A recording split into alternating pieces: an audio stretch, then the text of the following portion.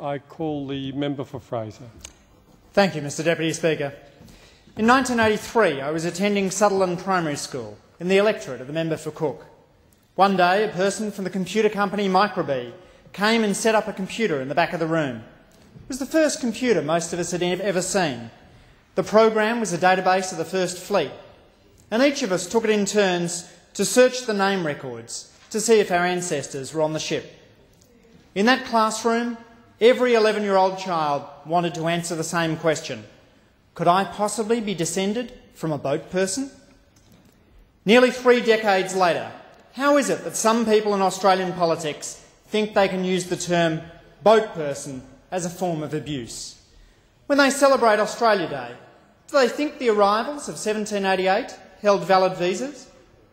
Why do they applaud the courage of one risky sea journey to reach Australia, but spread fear and loathing about another?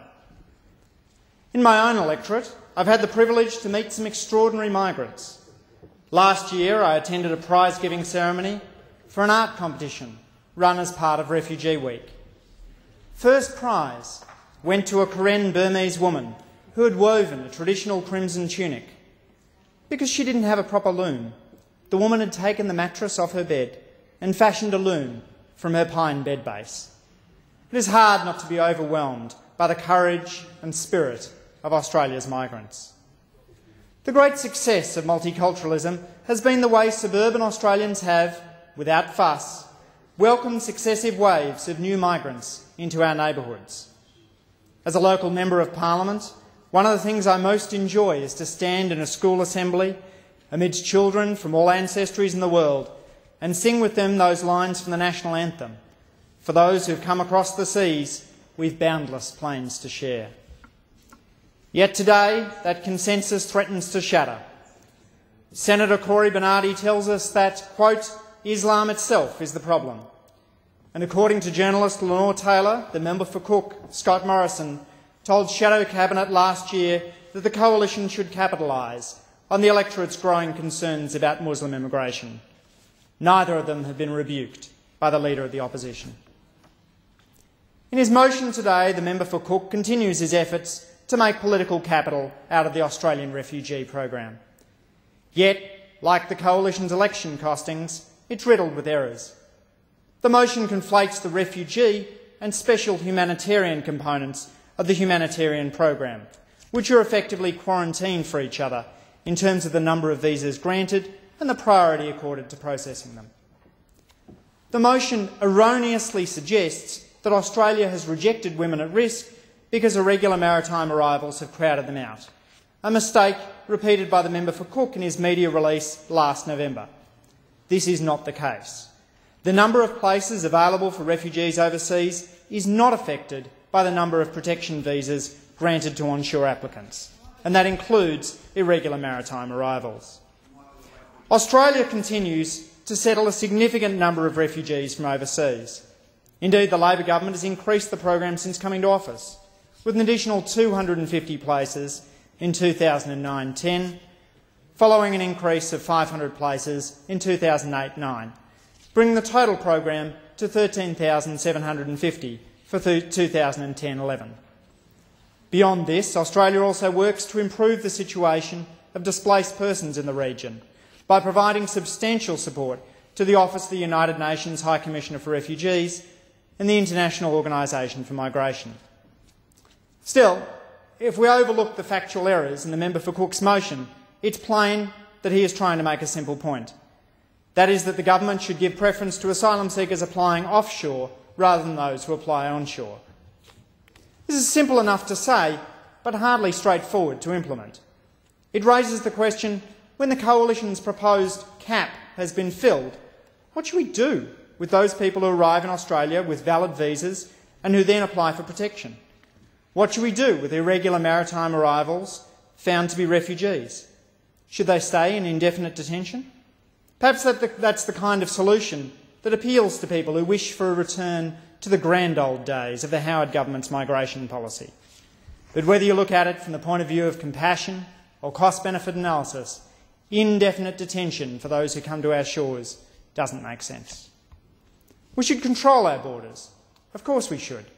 But controlling our borders does not require us to add to the suffering of people who merit our compassion. The current refugee program is a reasonable response by the Australian community to a worldwide challenge. Australia needs policies that are based on a humanitarian response, not only because that's what we committed to as signatories of the 1951 Refugee Convention, but also because it reflects the concerns and interests of the community. While scrutinising the flaws in this motion, let's not miss the broader context in which this motion is being moved. In the Sydney Morning Herald last Saturday, commentator Mike Carlton quoted Bruce Baird, the predecessor to the member for Cook, and a man who served in the Liberal Party in the New South Wales and federal parliaments for 20 years. Indeed, when I lived for a time in Pennant Hills, Mr Baird was my state member of parliament, and even though I was, of course, a member of Young Labor, he did earn my grudging respect. Last week, Mr Baird said of the Liberal Party, quote, "There's no doubt the party has shifted to the right. It seems like One Nation is calling the tune. They are going for the blue-collar, right-wing vote. Moderate views in the federal party have largely disappeared." Mr Deputy Speaker, as the Prime Minister told the Leigh Institute last year, quote, "It would take about 20 years to fill the MCG with asylum seekers at present rates of arrival. Yet there are those who claim that asylum seekers are a threat to the Australian way of life. They are on the wrong side of history. There are those who think that Australia's religious freedoms are too narrow to apply to all religions. They too are on the wrong side of history.